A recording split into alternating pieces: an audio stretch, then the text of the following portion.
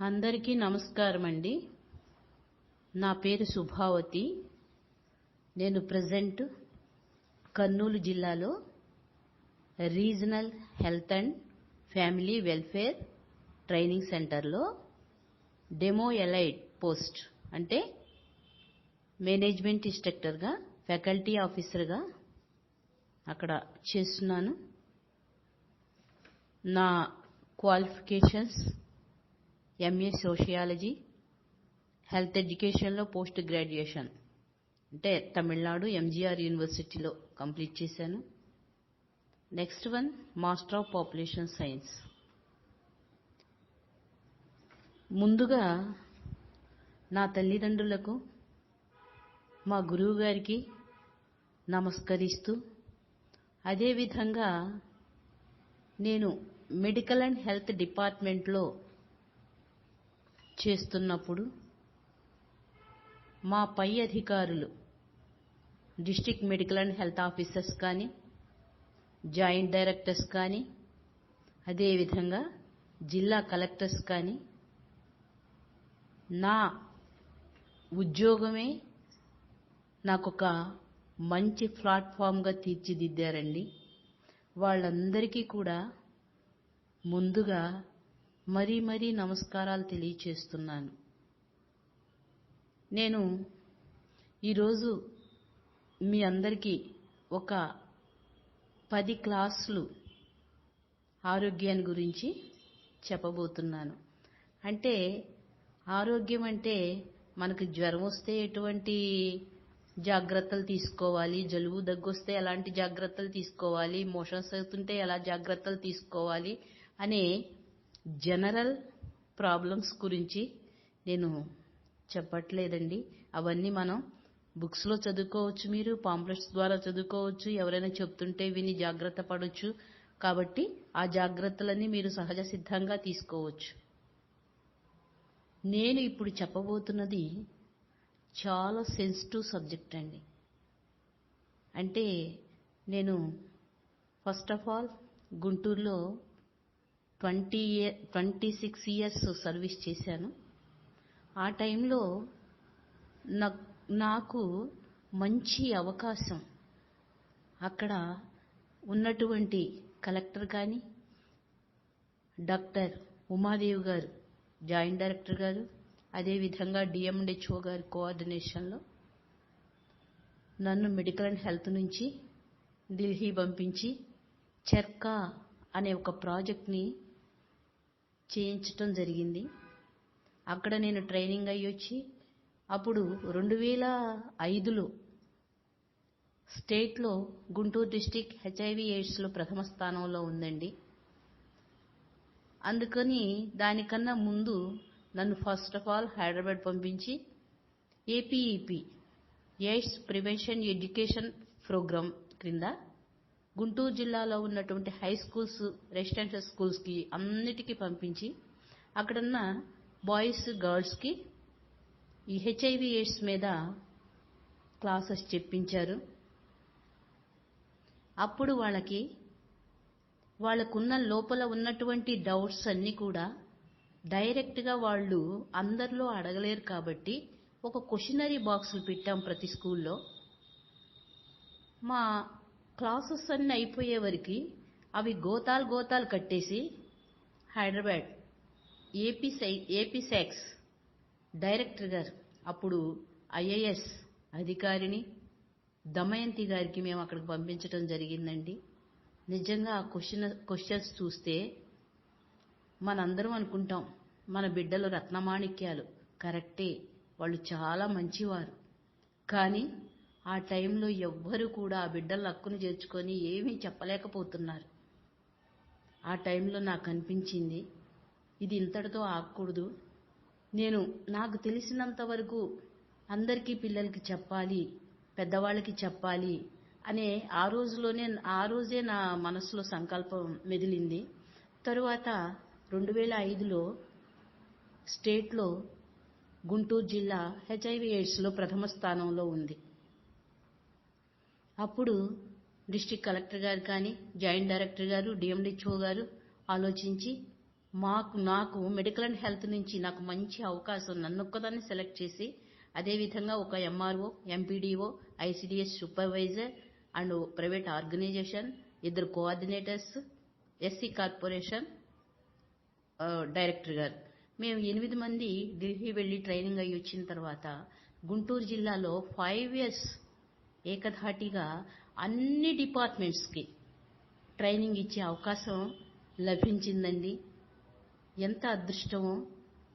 నా వయసుకు దగ్గ కన్నా కూడా హై స్థాయిలో నా పై అధికారులందరికీ కూడా నేను ట్రైనింగ్ ఇవ్వటం జరిగింది.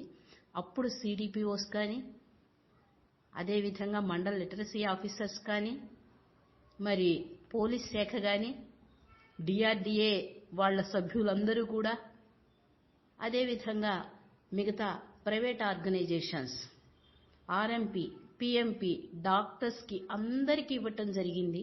5 years ప్రాజెక్ట్ కంప్లీట్ అయిన తర్వాత నెక్స్ట్ వన్ కంటిన్యూగా యూత్ ఫ్రెండ్లీ సర్వీసెస్ అనే ట్రైనింగ్ కూడా స్టార్ట్ చేశాం. నా జాబ్లోనే అదొక భాగంగా ఇటువంటి చక్కటి అవకాశం నాకు లభించినందుకు అందరికీ కృతజ్ఞతలు తెలియజేస్తున్నానండి.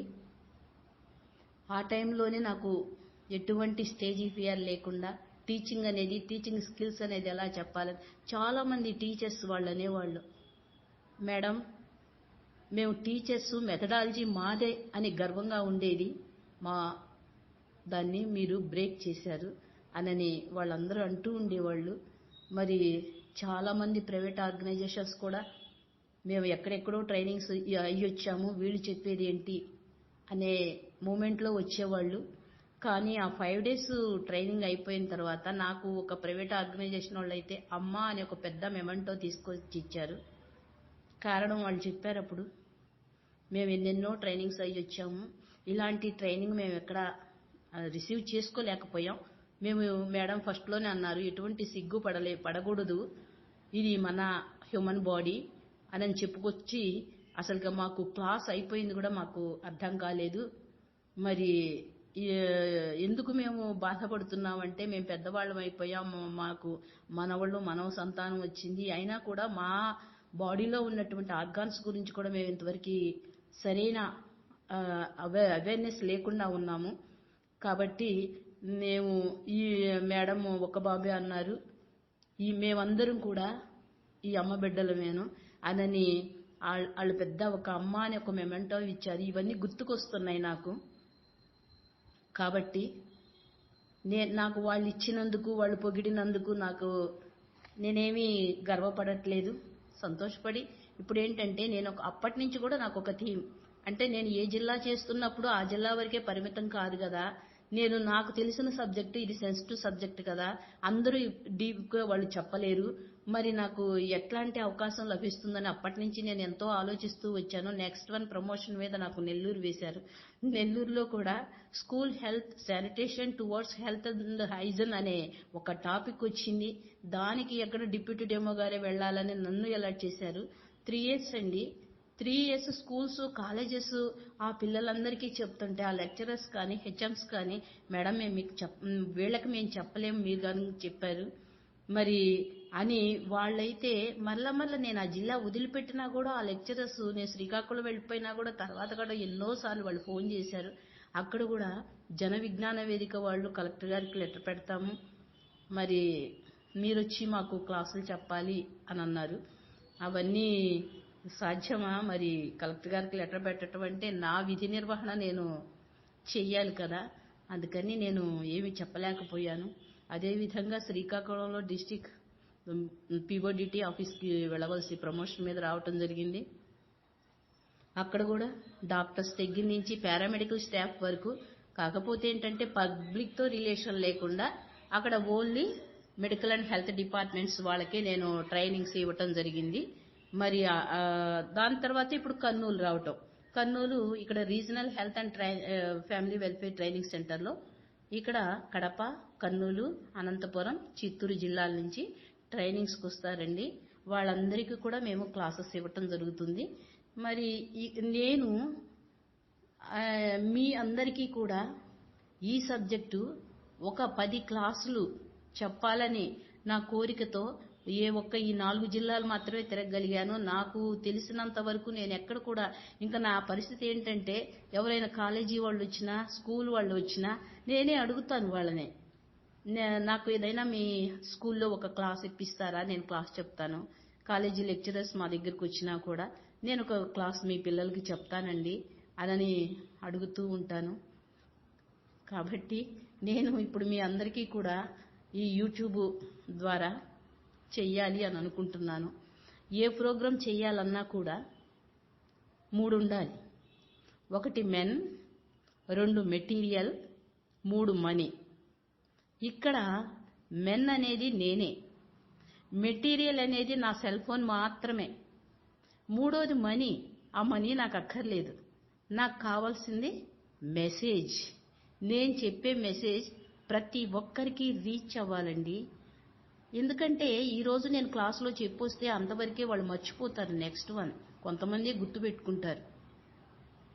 యూట్యూబ్లో ఉంటే ప్రతి ఒక్కళ్ళు వాళ్ళకి ఏ సందేహం వచ్చినా, ఎప్పుడు ఏది తెలియకపోయినా అది యూట్యూబ్ ఓపెన్ చేసుకొని చూస్తారు అనే దీంతో నేను కొన్ని టాపిక్స్ మీకు నేను అందిస్తానండి. ఇక్కడ ఎందుకు ఇలా చేస్తున్నానంటే ముందుగా మా అమ్మగారినే చెప్పాలి. మా అమ్మగారు మా నాన్నగారు 45 ఇయర్స్ అద్వైతంలో చేశారు. అమ్మ ఎప్పటికప్పుడు ఎక్కడ రాయాలంటే అక్కడ పాటలు రాసేసి పాడేసేది. మరి తర్వాత ఆవిడ 2-3 సార్లు బాధగా అన్నారు, నేను నా తరువాత ఇవన్నీ ఎవరు పాడతారు, ఇవన్నీ ఎవరు చెప్తారు అంటూ ఉండేవాళ్ళు. నేనేదో విననట్టు ఉండేదాన్ని. అది తర్వాత ఇప్పుడు ఒక 6 ఇయర్స్ అయింది మా అమ్మగారు కాలం చేసి. ఆవిడ పాటలు నా దగ్గర కొన్ని ఉన్నాయి. అవి నేను పాడటం కానీ, అమ్మ పాడింది ఒక పాట కానీ అవన్నీ కూడా నేను యూట్యూబ్లో పెట్టి ఆమె రుణం తీర్చుకున్నాను అనుకుంటున్నాను. తరువాత అంతేకాదు, అమ్మ కాలం చేసిందని చెప్పాను కానీ అమ్మ కాలం చేయలేదు.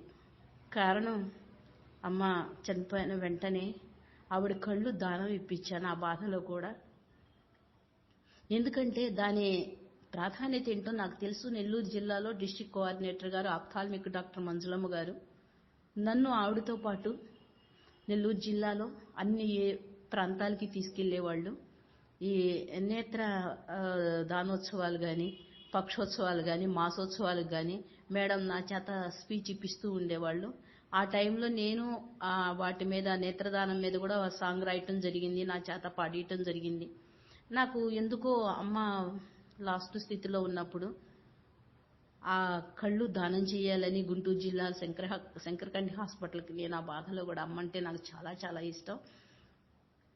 హాస్పిటల్కి ఫోన్ చేసి వాళ్ళకి మా మదర్ కళ్ళు నేను దానం చేయించాను. ముందుగా రిజిస్టర్ చేయించాను. మరి ఆ అమ్మ ఆ కళ్ళు ఎన్నో గ్రంథాలు చదివి ఉంది. మరి ఇప్పుడు ఇద్దరికి పనికొచ్చి ఉంటాయి. ఒకరి కళ్ళు ఒకరి 2 కళ్ళు అక్కడ ఇద్దరికి అమర్చవచ్చండి. కాబట్టి మా అమ్మ బ్రతికే ఉంది. ఆమె ఆశీస్సులతో నేను మీకు సబ్జెక్ట్ చెప్పడానికి ముందుకు వస్తున్నాను. ముందుగా నేను మీకు చెప్పబోయే సబ్జెక్ట్స్ అడాలసెంట్ అంటే కిషోర దశ, కౌమార దశ, దానినే టీనేజ్ అని కూడా అంటాం. ఆ వయసులో ఉన్న వారి యొక్క growing up changes, physical changes కానీ, మెంటల్ చేంజెస్ కానీ, ఎమోషనల్ చేంజెస్ కానీ, సోషల్ చేంజెస్ గురించి మనం చెప్పుకుంటాం. ఆ తర్వాత బాయ్స్లో ఉన్న ఈ changes physical, mental, emotional and social changes. తదుపరి ఇది అయిపోయిన తర్వాత ఆడపిల్లల్లో మెన్స్ట్రల్ సైకిల్లో ఉన్నటువంటి ప్రాబ్లమ్స్, వాళ్ళు ఎటువంటి ఇబ్బందులకు గురవుతారు, ఎందుకు వాళ్ళు చదువు మీద ధ్యాస పెట్టకుండా వాళ్ళ బాధ అంతా కూడా దీని మీదే ఆలోచిస్తూ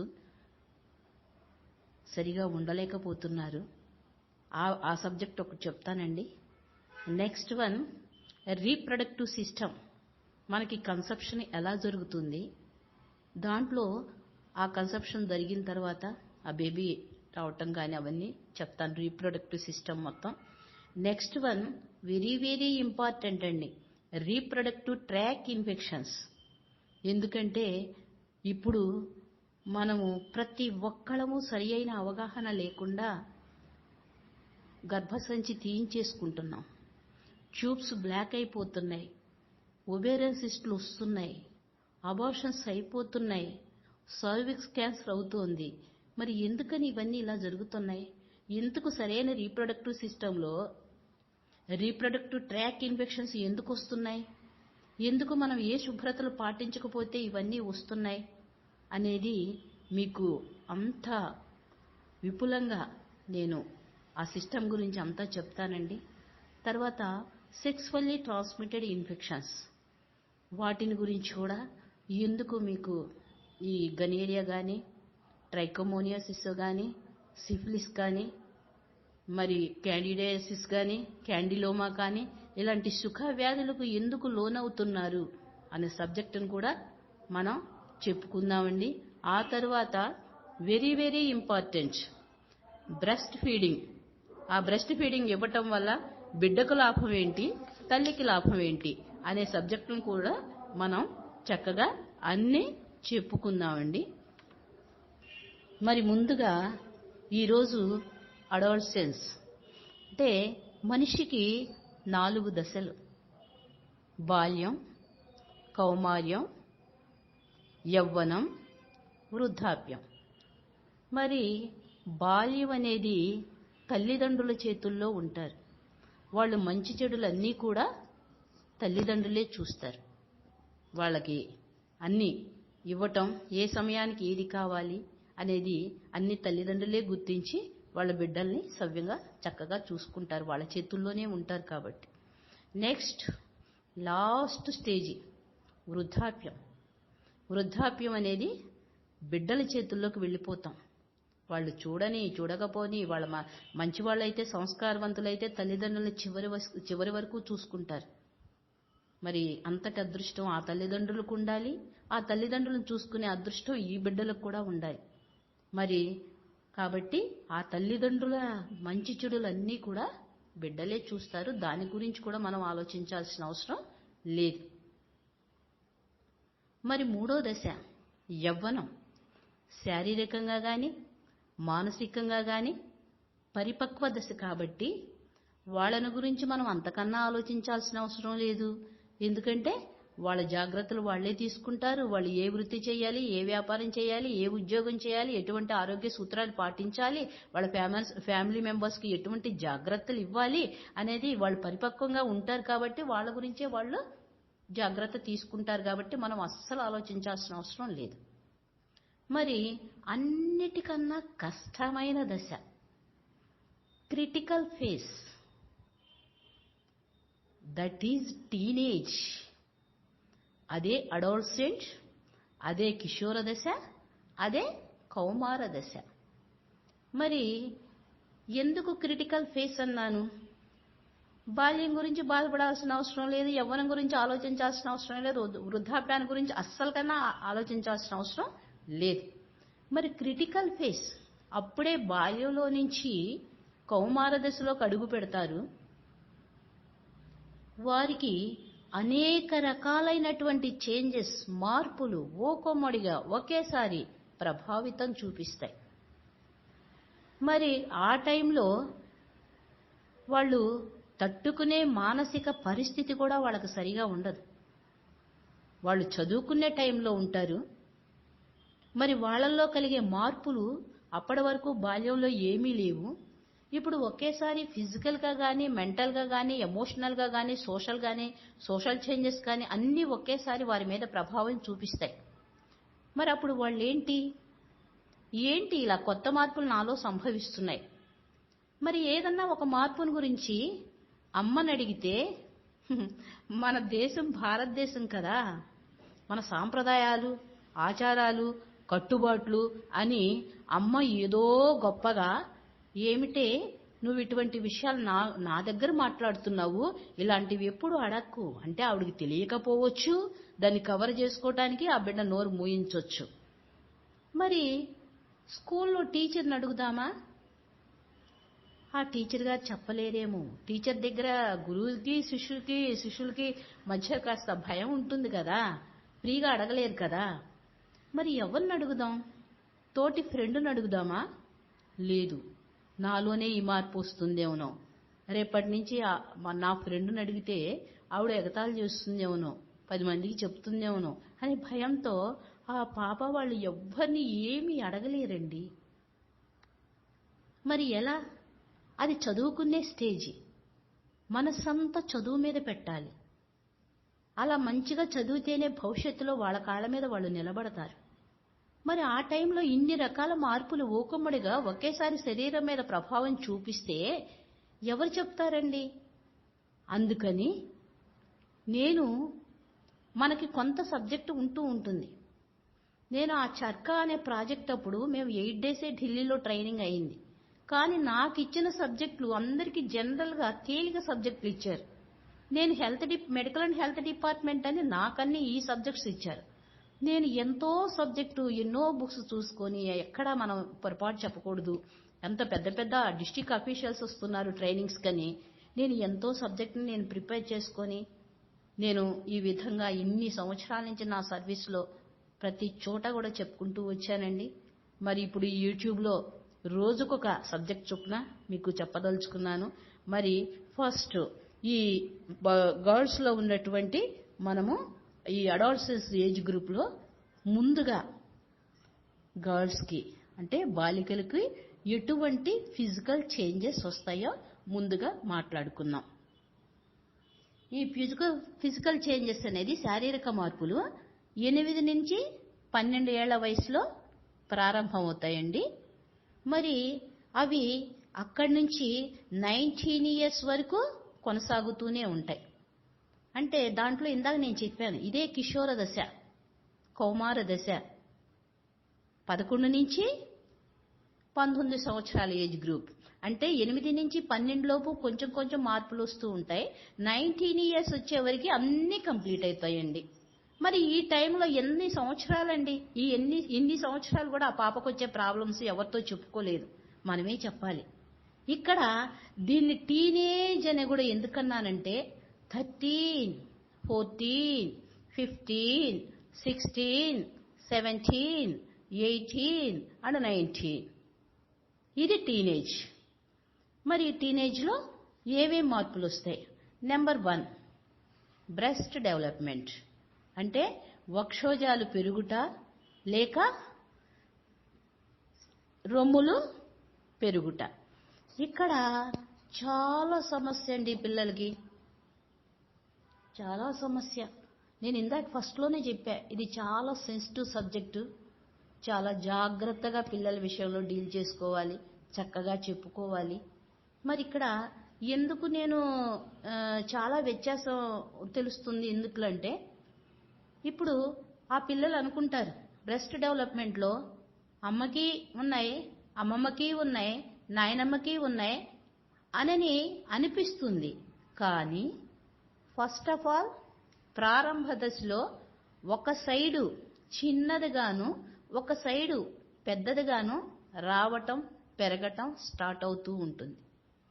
ఇక్కడ ఆ పాప స్నానం చేస్తున్నప్పుడు కానీ బట్టలు మార్చుకుంటున్నప్పుడు కానీ భయానికి లోనవుతూ ఉంటుంది. అంటే ఏంటి, 2 వైపులా సమానంగా వస్తే భయమే ఉండదు. కానీ స్టార్టింగ్లో ఒకవైపు కొంచెం చిన్నదిగాను ఒకవైపు కొంచెం పెద్దదిగాను వస్తూ ఉంటుంది. మరి ఎవరిని అడుగుదాం? అమ్మని అడుగుదామా? గదువుతుంది. ఇందా చెప్పాను కదా, భారతదేశం సాంప్రదాయాలు, కట్టుబాట్ల, ఆచారాలని పెద్దవాళ్ళు ఎప్పుడు కూడా పిల్లల దగ్గర మాట్లాడకూడదు, గుప్పిడి మూసి ఉంచాలి అని చెప్తూ ఉంటారు. కానీ ఎప్పుడైతే మనం గుప్పిడి మూసి ఉంచామో ఆ గుప్పిట్లో ఏమున్నది అని చూడటానికి ప్రయత్నం చేస్తారు వాళ్ళు. అలా ప్రయత్నం చేయకుండా ముందే అమ్మా ఈ గుప్పిట్లో ఏమీ లేదు, ఇది నానా అని మనం ముందే చెప్తే వాళ్ళకి అటువంటి ఇది టెన్షన్ అనేది ఉండదు. ఇక్కడ ఆ బట్టలు మార్చుకుంటున్నప్పుడు కానీ, స్నానం చేస్తున్నప్పుడు కానీ, ఆ భయానికి లోనవుతున్నప్పుడు టీచర్ని అడగలేరు, తల్లిని అడగలేరు. అప్పుడు మనం ఏం చెప్పాలి ముందుగానే? ఇప్పుడు నేను మీ అందరికీ ఎందుకు తెలియజేస్తున్నాను? ఏ ఇంటి ఆడబిడ్డ ఉందో ఆ ఇంటి ఆడబిడ్డకి ముందే మీరు తెలియచేయండి. స్కూల్స్కి వెళ్ళి టీచర్స్ అందరూ కూడా చెప్పేటట్లు నేను మనవి చేసుకుంటున్నా, విజ్ఞప్తి చేస్తున్నా. ఇక్కడ లిటిల్ బిట్ డిఫరెన్స్తో అలా వచ్చి 19 సంవత్సరాల ఏజ్ గ్రూప్ వచ్చేటప్పటికి 2 సమానం అవుతాయమ్మా, దీని గురించి మీరు భయపడాల్సిన అవసరం లేదు నాన్న అని ముందుగానే చెప్తే ఆ పాప 19 సంవత్సరాల వయసు వచ్చేదాకా ఆ బ్రెస్ట్ డెవలప్మెంట్ గురించి ఆవిడ బాధపడదు కదా. తన మనస్సంతా కూడా దేని మీద పెడుతుంది? చదువు మీద పెడుతుంది. చక్కగా కాన్సన్ట్రేషన్ అంతా దాని మీద పెట్టి మంచిగా తయారవుతుంది పాప. మరి ఆ విధంగా మనం ముందుగా తెలియచేయాలి. తర్వాత growth of bony pelvis. Growth of bony pelvis అంటే కటివలయం పెరుగుట, తుంటి భాగం పెరుగుట. ఇక్కడ మగపిల్లలకైతే సిలిండర్ లాగా క్రింద నుంచి పైదాకా ఒకే రకంగా ఉంటారు, కానీ ఆడపిల్లలకి అలా కాదండి. ఈ తుంటి భాగము కటివలయం ఎందుకు పెరుగుతుందంటే భవిష్యత్తులో ఆ పాపకి వివాహం చేస్తే ఒక బిడ్డకు జన్మనివ్వాలి. మరి జన్మనివ్వాలంటే ఆ బిడ్డ లోపల పెరగటానికి అనుకూలంగా కానీ తిరగటానికి అనుకూలంగా ఆ తుంటి భాగము, ఆ కటివలయము ముందుగానే ఆ స్ట్రక్చరు వెడల్పుగా వస్తూ ఉంటుంది. పైన బ్రెస్ట్ డెవలప్మెంట్ అవుతుంది, క్రింద తుంటి భాగము వెడల్పుగా వస్తుంది. ఆ తుంటి భాగం వెడల్పుగా వస్తేనే గర్భధారణ జరిగిన సమయంలో ఆ లోపల ఉన్నటువంటి ఆ గర్భంలో శిశువు ఈజీగా పెరగటానికి కానీ అదేవిధంగా ఈజీగా తిరగటానికి కానీ మంచి అనుకూలంగా ఆ గర్భసంచి ఇమిడి ఉంటుంది. కాబట్టి ఆ ముందుగానే అవన్నీ డెవలప్మెంట్ జరుగుతూ ఉంటాయి. కాబట్టి దాని గురించి భయపడాల్సిన పని లేదని పిల్లలకి మనం ముందుగానే చెప్పాలి. ఆ తరువాత వాళ్ళు బాగా గ్రోస్ టాలస్ అంటే 19 సంవత్సరాల వయసు వచ్చేటప్పటికి అడాలసెన్స్ ఏజ్ కాబట్టి ఎంత పెరగాలో అంత పెరుగుతారండి. అంటే మన ఇంట్లో హెరిడిటరీ అమ్మగారిలాగానో నాన్నగారిలాగానో మేనమామల్లాగానో మేనత్తల్లాగానో వాళ్ళు ఏ హైట్లో ఉంటారో ఆ హైట్ గ్రోత్ అనేది 19 ఇయర్స్ మాత్రము పెరుగుతూ వస్తారు. ఆ తర్వాత వెయిట్ కూడా చక్కగా కొన్ని ఇళ్లలో మంచి పౌష్టికాహారం పెట్టడం వల్ల కొంత వెయిట్ ఉండొచ్చు. అది కూడా ఇక్కడ కూడా హెరిడిటరీ వస్తుందండి, వంశపారంపరంగా. వాళ్ళ ఇంట్లో ఎవరైతే పెద్దవారు మంచి ఒబిసిటీలో ఉంటే అలాంటి ఒబిసిటీ పిల్లలే పుట్టడానికి అవకాశం ఉంటుంది. ఎంత తిన్నా కూడా చాలా మంది స్మార్ట్గా సన్నగా ఉంటూ ఉంటారు. వాళ్ళ ఇంట్లో శారీరక తత్వాలు కూడా అలానే ఉంటాయి. ఆ విధంగానే వాళ్ళు అలా రావటానికి అవకాశం ఉంటుంది. Next one pubic hair. ఎప్పుడైతే ఇక్కడ బ్రెస్ట్ డెవలప్మెంట్ జరుగుతుందో అదేవిధంగా పెల్విక్ బోన్ అనేది ఈ తుంటి భాగము కటివలయం, growth of the pelvic bone అవి పెరుగుతూ వస్తాయి. ఆ తరువాత ఎంత ఎత్తు ఎదగాలో 19 సంవత్సరాల వయసు వచ్చేటప్పటికి అంత ఎత్తు ఎదుగుతూ వస్తారు. నెక్స్ట్ వన్ వాళ్ళకి ఈ బరువు కూడా అంతే వస్తారు. ఎత్తు బరువు ఎలా ఉండాలో వాళ్ళ హెరిడిటీ పరంగా అంతే వస్తూ ఉంటారు. తర్వాత లోపల growth of the uterus, ovaries and Fallopian tubes. పాప ఎత్తు బరువు పెరగటంతో పాటు ఇక్కడ లోపల రీప్రొడక్టివ్ ఆర్గాన్స్ పాప పెరుగుతుంది. మరి పెరుగుతున్నప్పుడు ఇక్కడ లోపల ఉన్నటువంటి యూట్రస్ గర్భసంచి కానీ, ఓవరీస్ అండాశయాలు కానీ, ఫాలోపియన్ ట్యూబ్స్ అవి కూడా రేపు బిడ్డకు జన్మనివ్వటానికి గర్భధారణకు అనుకూలంగా ఆ రీప్రొడక్టివ్ ఆర్గాన్స్ కూడా పెరుగుతూ వస్తాయండి. మరి దాని గురించి కూడా ఆలోచించాల్సిన అవసరం లేదు. అంతర్గతంగా ఉన్నటువంటి ఆర్గాన్స్ కాబట్టి అవి సహజ సిద్ధంగా అవి పెరుగుతూ ఉంటాయి. తర్వాత బాగా వాళ్ళకి మొటాలు వస్తాయి. ఎందుకు మొటాలు వస్తాయి? భయపడుతూ ఉంటారు. ఆ క్రీమ్ రాసి ఈ క్రీమ్ రాసి మరి ఎవరు చెప్తే ఏదో చేసేసి మరి ఒకవేళ ఏవి తినకుండా ఆ ఏజ్ గ్రూపులో మంచి పౌష్టికాహారం తీసుకోవాలి. అమ్మో అవి తింటే ముఠాలు వస్తాయేమో, ఇవి తింటే ముఠాలు వస్తాయేమోనని ఆహారం కూడా సరిగా తీసుకోరు పిల్లలు. అలా కాదు, ముఠాలు ఎందుకు వస్తాయి? వాళ్ళకు వస్తాయి కాబట్టి ఆ ఏజ్ గ్రూప్లో పెద్దవాళ్ళకి రావు. అంటే ఆయిల్ ప్రొడ్యూసింగ్ గ్లాండ్స్ యాక్టివేటెడ్గా వర్క్ చేస్తాయండి, బాగా యాక్టివేటెడ్గా ఆ ఏజ్ గ్రూప్లో వర్క్ చేస్తాయి. అందుకని ఆయిల్ అనేది ముఖం మీద ఎప్పుడు పంప్ కొట్టినట్టు ఎప్పుడు వాళ్ళు జిడ్డుతోనే ఉంటూ ఉంటారు. మరి అలాంటప్పుడు మనం ఏం చేయాలి? జిడ్డు ముఖం దానా అలాంటి దానా అని మనం తిట్టకూడదు వాళ్ళని. మనం ఏం చేయాలి? ఆ క్రీమ్ రాయ్ ఈ క్రీమ్ రాయ్, అక్కడికి వెళ్ళు డాక్టర్ దగ్గర మెడిసిన్స్ వాడు, ఇవి కూడా చెప్పకూడదు. మనం చెప్పాల్సిందల్లా ఒకటే, వాళ్ళు ఏ చెప్తా చేయటానికి రెడీ అవుతూ ఉంటారు. ఎక్కువ సార్లు చల్లటి నీళ్లతో ముఖం కడుక్కోమని చెప్పాలి. అంతేకాని క్రీముల జోలికి మెడిసిన్స్ జోలికి తినవలసిన పౌష్టికాహారం మానివేయటం ఇలాంటి పనులన్నీ ఏమీ చెయ్యకూడదు అని వాళ్ళకి మనం తెలియచేయాలి. తర్వాత స్వెట్టింగ్ గ్లాండ్స్ కూడా యాక్టివేటెడ్గా వర్క్ చేస్తాయి. అంటే కొంచెం సేపు వాళ్ళు అధికంగా హోంవర్క్ చేసినా, గ్రౌండ్లో ఆడినా, టెన్షన్ పడ్డా వాళ్ళకి విపరీతమైన చెమట వస్తూ ఉంటుంది. ఎందుకు వస్తుంది? ఆయిల్ ప్రొడ్యూసింగ్ గ్లాండ్స్తో పాటు స్వెట్టింగ్ గ్లాండ్స్ కూడా యాక్టివేటెడ్గా వర్క్ చేస్తాయి. అందుకే వాళ్ళ చంకల్లో ఇవన్నీ కూడా వాళ్ళు వేసుకున్న ఇవి కానీ బ్లౌజెస్ కానీ వాటిల్లో ఎక్కువ అట్టలు కట్టి చెమట అలా ఉండిపోతూ ఉంటుంది. మనం ఏం చెప్పాలి? అలా చెమటగా ఉంటుంది కాబట్టి ఉదయం సాయంత్రం 2 పూట్ల శుభ్రంగా స్నానం చేసి ఉతికిన బట్టలను కట్టుకోమని చెప్పాలి. ఇవన్నీ సహజ సిద్ధంగా వచ్చే లక్షణాలు. ఇక ఎప్పుడైతే బ్రెస్ట్ డెవలప్మెంట్ జరుగుతుందో, అదేవిధంగా పెల్విక్ గ్రోత్ పెరుగుతుందో, అదేవిధంగా అంతర్గత అవయవాలు యూట్రస్ కానీ, ఓవరీస్ కానీ, ఫాలోపియన్ ట్యూబ్స్ కానీ, వజైనా కానీ ఇవన్నీ పెరగటం వల్ల కానీ అవన్నీ అయిన తర్వాత ఈ ప్యూబిక్ హెయిర్ అవాంఛిత రోమాలు అప్పటి వరకు లేవు, కానీ ఇప్పుడు ఇవన్నీ వస్తున్నాయి. వాటికి కూడా మనం ఎంతో చాలా సెన్సిటివ్ పిల్లలకి చెప్పాలి.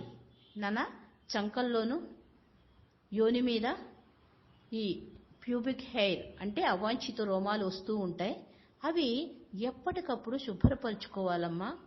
అలా పరుచుకోకపోతే భవిష్యత్ కాలంలో యోని మీద ఉండే అవాంఛిత రోమాల వల్ల ఎన్నో అనర్థాలు ఉన్నాయి. అది నేను మీకు నెక్స్ట్ వచ్చే క్లాసెస్లో నేను అది కవర్ చేస్తాను. మరి ఇక్కడ అవి ఎప్పటికప్పుడు శుభ్రపరచుకోమని చెప్పాలి. ఆ పిల్లలకి తెలియదు ఏంటంటే అది ప్రైవసీ ప్లేస్ కాబట్టి ఇవంటే వక్షోజాలు, తుంటి భాగము, ముఠాలు, చెమట ఇవన్నీ పైకి కనిపిస్తాయి, అందరికీ వస్తున్నాయి, ఓహో నాకు వస్తున్నాయి అని అనుకుంటారు. కానీ ప్యూబిక్ హెయిర్ అనేది మిగతా వాళ్ళని చూడలేరు, ప్రైవసీ ప్లేసు కాబట్టి ముందుగానే మనం చెప్పుంటే అమ్మ ఇలా వస్తాయి, వాటిని ఎప్పటికప్పుడు మీరు శుభ్రపరచుకోండి నాన్న అని మనం గనక చెప్పి ఉన్నట్లయితే ఓహో నాకే కాదు అందరికీ వస్తాయి కాబట్టి నేను ఇవి క్లీన్ చేసుకోవాలి అని వాళ్ళు ముందుగానే అవగాహనకి వస్తారు. కాబట్టి ఇన్ని మార్పులు ఇవన్నీ వచ్చిన తర్వాత ఏమవుతారు? మెన్స్ట్రల్ అంటే పెద్ద పిల్ల అవటం లేక రజస్వల అవటం. ఫస్ట్ మెచ్యూరిటీ, పాపని చాప మీద కూర్చోబెట్టి బ్రహ్మాండంగా ఫంక్షన్ చేస్తాం. అంటే ఏమర్థమైంది? ఈ ఫిజికల్ చేంజెస్ అన్నీ ఎప్పుడు డెవలప్ అయినాయో 11 నుంచి ఇప్పుడు పిల్లలు హార్మోన్స్ ప్రకారం, ఇప్పుడు ఫుడ్ తింటున్న ప్రకారం వాళ్ళు ఎర్లీ ఏజ్లోనే వాళ్ళు ఫస్ట్ మెచ్యూరిటీ అవుతున్నారు. వాళ్ళు ఎందుకు ఎలా జరుగుతోంది అంటే వాళ్ళ హార్మోన్స్ ప్రభావం అప్పుడు ఎంటర్ అయిపోతున్నాయి. ఈస్ట్రోజన్, ప్రొజెస్ట్రాన్ అనే హార్మోన్స్ ఎప్పుడైతే వాళ్ళ యొక్క ఓవరీస్లో ప్రవేశిస్తాయో అప్పుడు పాప ఫస్ట్ రజస్వల, ఫస్ట్ మెచ్యూరిటీ, పెద్ద పిల్ల అయింది అని మనం చాప మీద కూర్చోబెట్టి బ్రహ్మాండంగా ఫంక్షన్ చేస్తాం. మరి రజస్వల ఎలా అవుతోంది?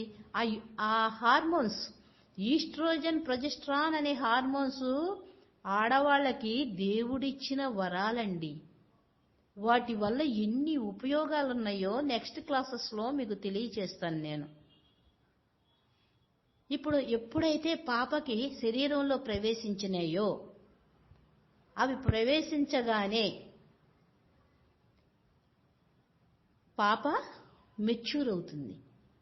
అంటే ఏంటి? ఆడపిల్ల పుట్టుకతోనే లక్షల కొలది గుడ్లతో పుడుతుందండి. లక్షల కొలది గుడ్డులతో, ఎగ్స్తో పుడుతుంది. మరి పాప రజస్వల అయ్యే టైంకి శరీర ఉష్ణోగ్రతకి కొన్ని స్పాయిల్ అయిపోతాయి. ఇక రజస్వల అయిన తర్వాత మొత్తం 1500 నుంచి 2000 ఎగ్స్ మాత్రమే పరిపక్వంగా తయారవటానికి అవకాశం ఉంటుంది. ఆ తరువాత ఆ పాప యొక్క జీవిత కాల వ్యవధిలో ఒక 450 to 500 ఎగ్స్ మాత్రమే నెల ఎగ్స్ రిలీజ్, నాటి ఎగ్స్, ఒక గుడ్డు మాత్రమే రిలీజ్ అవటానికి అవకాశం ఉంటుంది. ఇక్కడ మెచ్యూరిటీ అంటే ఏంటి? పాప ఓవరీస్లో అంటే అండాశయాల్లో ఒక్కొక్క అండాశయము బాదంకాయ సైజులో ఉంటుందండి.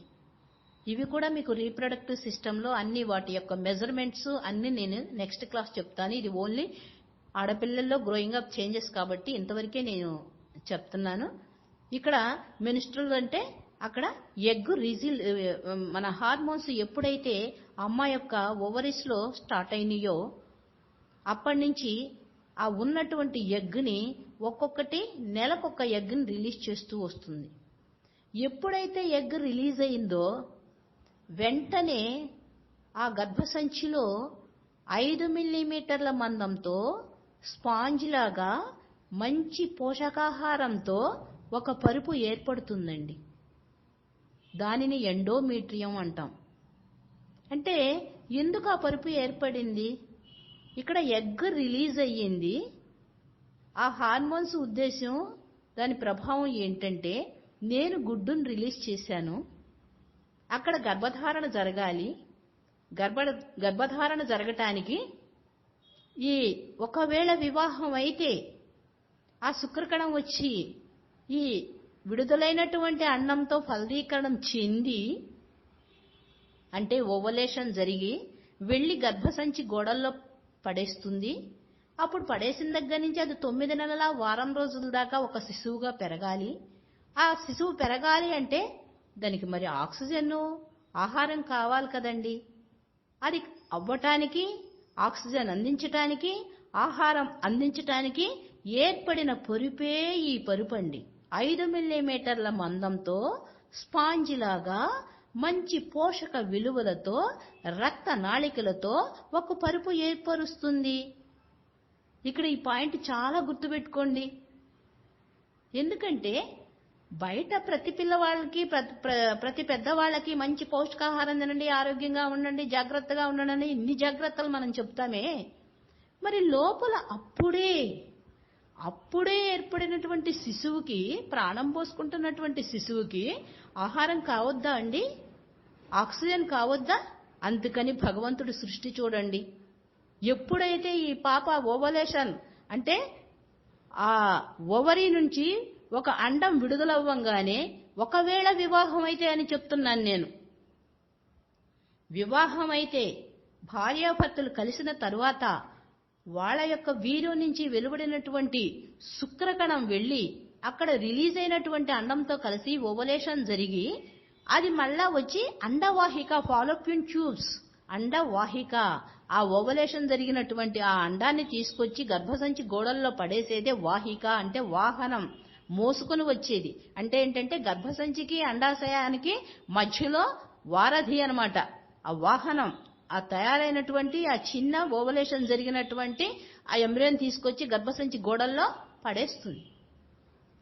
ఈలోపు అక్కడ ఎప్పుడైతే ఎగ్గ పెట్టిందో సోమర్తనంగా మనలాంటి సోమర్తనం అక్కడ ఉండదండి.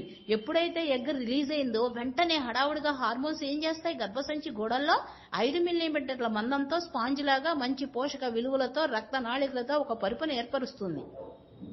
మంచి పోషక విలువలు అంటే ఏంటంటే ఆ బిడ్డకు ఆహారాన్ని, ఆక్సిజన్ని 9 నెలల వారం రోజుల వరకు అందివ్వాలి. అందుకని ఏర్పడుతుంది. ఇక్కడ ఆ పాప మెచ్యూర్ అయ్యింది, కానీ ఇక్కడ వివాహం కాలేదు, వీర్యం లేదు, శుక్రగణం లేదు, గర్భధారణ లేదు. కానీ విడుదలైన అండానికి దానికి తెలుసా వివాహం అయింది లేదని? తెలియదు. కాబట్టి ఇక్కడ గర్భసంచి గోడల్లో ఏర్పడినటువంటి పరుపు ఏమైపోతుంది, బయటకి ఊడొస్తుంది. అదే వీపింగ్ యూట్రస్ అంటారు, ఏడుస్తున్న గర్భసంచి. అంటే ఆ గర్భసంచి ఏమనుకుంది, అయ్యో నేను పరుపు ఏర్పరచుకున్నాను, ఇక్కడ ఒక పిండం వచ్చి నా దగ్గర పడుతుంది, నేను దానికి 9 నెలల వారం రోజుల వరకు ఆహారం అందిస్తూ వస్తాను, ఎంత అదృష్టం, సృష్టి జరపబోతున్నాను అని ఎన్నో కలలు కంటుంది ఆ యూట్రస్. కానీ ఇక్కడ ఏం జరిగింది, అక్కడ వివాహం లేదు, గర్భధారణ లేదు, వీళ్ళిద్దరు భార్యాభర్త సంపర్కము లేదు, ఆ శుక్రకణము లోపలికి వెళ్ళదు. అలాంటప్పుడు కానీ ఆ పాపలో ప్రవేశించినటువంటి హార్మోన్స్ వల్ల ఏమవుతుంది, నెల నెల ఎగ్ రిలీజ్ అవుతుంది, అది నెల నెల పరుపు లోపల ఏర్పడుతుంది. ఇక్కడ వివాహం కాలేదు, ఎటువంటి శుక్రకణం లేదు, గర్భధారణ కన్సెప్షన్ జరగలేదు. అలాంటప్పుడు ఆ ఏర్పడినటువంటి పరుపు ఏమవుతుంది, బయటికి ఊడొస్తుందండి. వీపింగ్ యూట్రస్, ఏడుస్తున్న గర్భసంచి అంటారు దాన్ని. నేను పరుపు ఏర్పరచుకున్నాను, గర్భధారణ లేదు, అయ్యో అని ఆ పరుపుని నెమ్మదిగా బయటకు పంపించేస్తుంది. అదే వాళ్ళకు వచ్చే మెచ్యూరిటీ.